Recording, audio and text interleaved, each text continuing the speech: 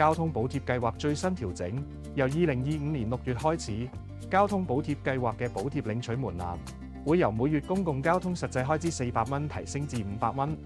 對超出嘅開支提供1/3嘅交通津貼，上限維持400蚊不變。所有透過八達通支付嘅公共交通開支都可以獲得補貼，包括港鐵、巴士、渡輪嘅月票同日票都屬於補貼範圍內，即港鐵嘅都會票同全月通等都可以獲得交通津貼。如果係用現金或者八達通以外方式購買指定車船票，就需要喺購票當日起計30日內登記，只要攜帶需要登記嘅車票、收據同八達通，去指定車船票自助登記站，根據登記站指示拍卡，輸入收據登記號碼或者掃描二維碼，就可以完成登記，十分方便。大家要記得，每個月16號開始可以領取上一個月嘅交通津貼，